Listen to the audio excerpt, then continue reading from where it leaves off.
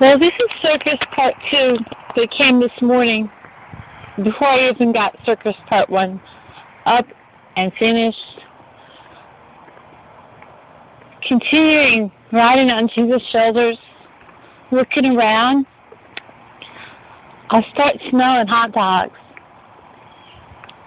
And when I was a little kid, I was in New York City one time with my mom, and I got a hot dog from a hot dog vendor. It was so good. It was like really, really good. And I remember that. I even remember it now. Probably wasn't that great compared to other hot dogs, but it made an impression. So I smelled hot dogs. I started wanting this hot dog. And here I am on Jesus' shoulders, and he just keeps walking, you know, and I'm smelling the hot dogs. Then I'm looking at the other stuff and saying, look, because there was like, you know, those big lollipops with all the colors on them, and swirls, and cotton candy, all this stuff, and these big stuffed animals you could win if you just got that little dime into the cup, and oh, it looked so easy. Oh, yeah, you could just get these big colorful stuffed animals.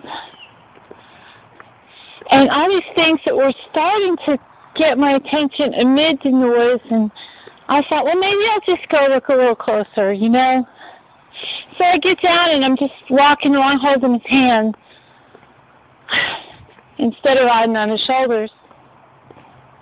And I knew that to go and get any of these things, I had to kind of get him to go with me, because I didn't want to go without Jesus, but I started really wanting some of these things.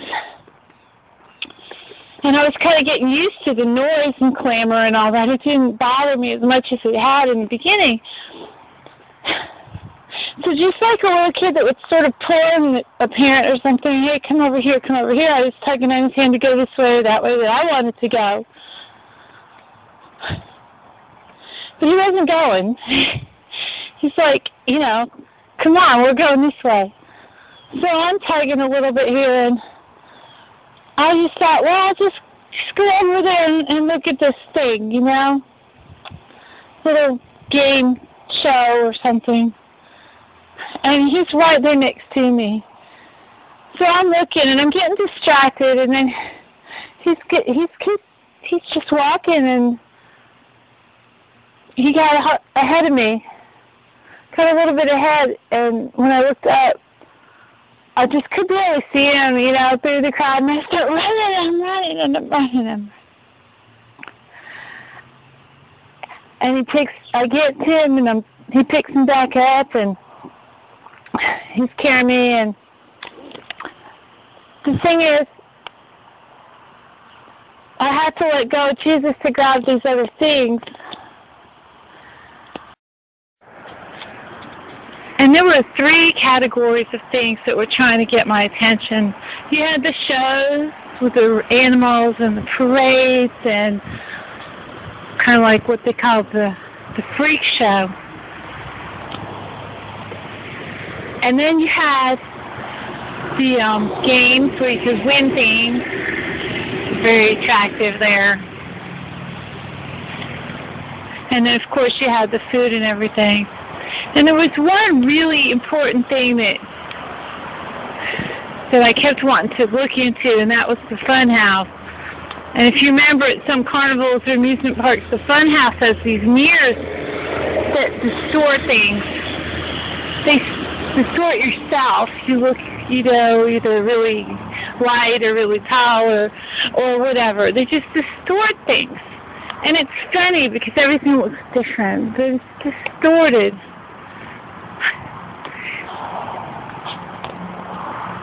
Anyway, that was another thing.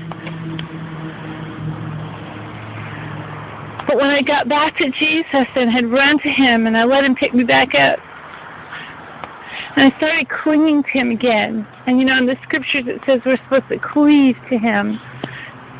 Cling to him. And that's what I was doing. Well, I'm back on his shoulders, and I'm getting his perspective again. I'm seeing things more clearly. And the stuff isn't quite as attractive as I thought, especially if I had to let go of Jesus' hand to get there. But we get to the end of the corridor, and I'm still in the little kid mode, and we sit down at this table, which is really like a table I had when I was a little girl. And, you know, he was just talking to me. He's all big and everything, sitting down at this little table and just smiling, and we're talking. But, you know, then he gives me this cotton candy, and it's like, it's huge, it's endless, and it's pink spun glitter, really. It's light and beautiful. And, you know, he gave me that when we got there. And he gave me the most beautiful things you could imagine. I really don't have any specifics on that other than the cotton candy, but that represented everything that I could have ever wanted, that looked attractive in the world's view of it and the carnival's view of it. But his is so much better. His food is better. His entertainment is better. His companionship is better. Everything was better sitting there with Jesus. And in Revelation 3:20, it says that whoever opens the door to him, he will come in and sup with them, eat with them. And here we were eating at this little girl's table, little kid's table, and he was just delighted to be in my presence. He was even playing with my little toys that I had, you know, little teacups or whatever, you know, just playing around like you would with a little kid that you love, and just delight, just bringing all this delight into it, and bringing all this wonderful spun, I want to call it gossamer, cotton candy. It was amazing. But to get to that place, I have to cling to Jesus and go past the attractions of the other things.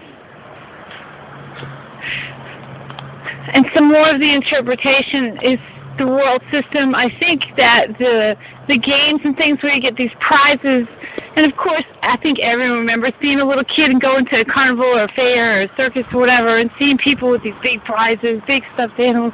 Wow, I want one of those. Wow, it's cool, you know. That was like ambition.